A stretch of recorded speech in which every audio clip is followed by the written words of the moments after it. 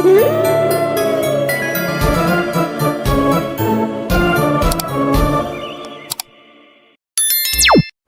nilalang sa balete, isang kwento ng katatakutan.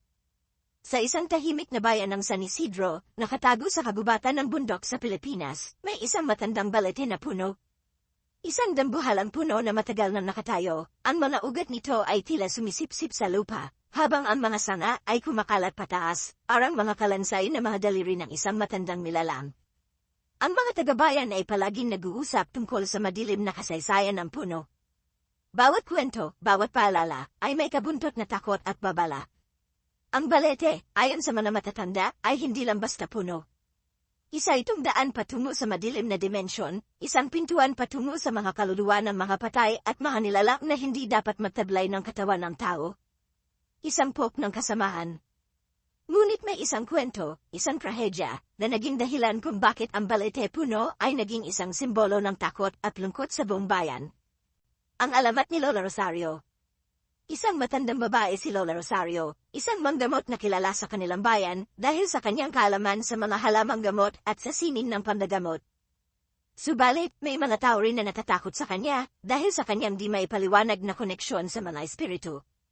Alam ng lahat na may kakayahan siya na makipag-usap sa mga kaluluwa ng mga namatay. Isang araw, isang grupo ng mga bata mula sa kalapitbayan ang nagpasyang pumasok sa kabubatan upang mangalap ng pandatong. Sila ay binigyan ng babala tungkol sa balete puno, ngunit dahil sa kabataan at tapang, hindi nila ito inisip ng seryoso. Habang papalapit sila sa matandang puno, napansin nilang tila biglang naging tahimik ang paligid. Ang mga ibon ay hindi na umaawit, ang hangin ay huminto, at parang may isang presensya na nagmamasid sa kanila. Isang batang lalaki, si Marco, ang unang naglakas loob na humipo sa mga ugat ng balete.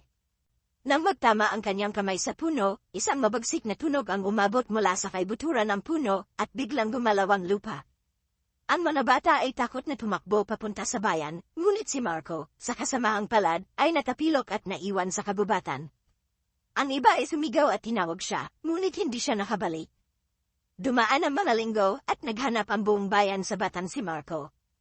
Ngunit kahit anong gawin nila, hindi nila siya natagpuan. Walang bakas, walang trace. Si Marco ay parang nawala na lamang sa lupa.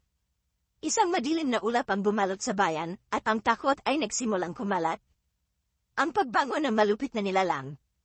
Nang mapansin ng mga matatanda ang kakaibang pangyayari, natakot sila na baka ang balete na puno ang may kadagawan sa pagkawala ni Marco. Kung kaya't, si Lola Rosario, bilang isang mandagamot at may kakayahan sa mga espiritu, ay nagpasya na hanapin si Marco, kahit na siya'y takot na.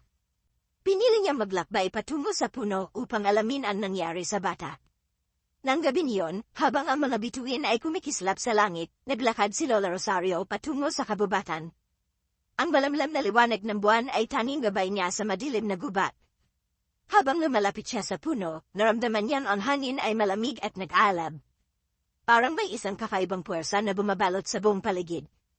Nang makarating siya sa balete, tumayo siya sa harap ng puno, at nagsimulang magdasal at magbigay ng dasal upang makausap ang mga espiritu. Ngunit sa kanyang pagtahimik, nagkaroon ng kakaibang ingay, manayabag na nagmumula sa dilim. Lumingon siya, at sa kanyang harapan ay lumitaw ang isang malupit na nilalang. Hindi ito si Marco, kundi isang anino na may anyo ng isang batang lalaki. Ngunit ang katawan nito ay balot ng puti at kalyo, at ang mga mata ni Marco ay matindi ang takot at naglalabas ng isang di may paliwanag na sigaw.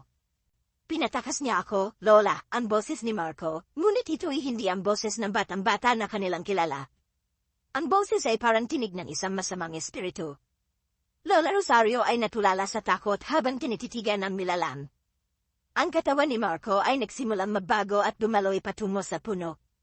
Isang hindi matitinig na puwersa ang lumabas mula sa loob ng balete, at nagsimulang humigop ng kaluluwa ng batang si Marco.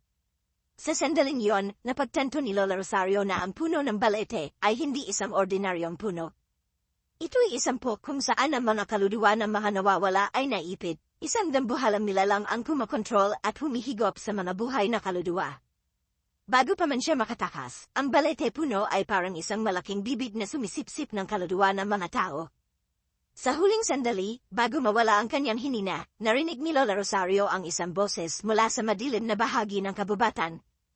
Isang malalim na tinig na nagsabing, Mag-ingat ka.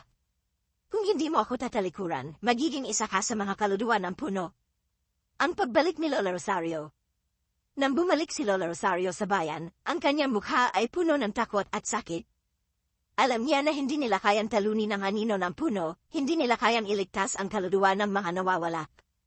Ang mga matatandang mang-ugali ay nagsimulang magsalita ng matitinding babala na walang dapat magtangkang lumapit sa puno. At mula noon, ang balete puno ay naging isang pok ng puro takot at kabiguan. Mula sa gabi niyon, ang balete ay naging isang simbolo ng panganib sa buong bayan. Kung may magtangkang pumasok sa kabubatan, wala nang nakarinig sa kanila.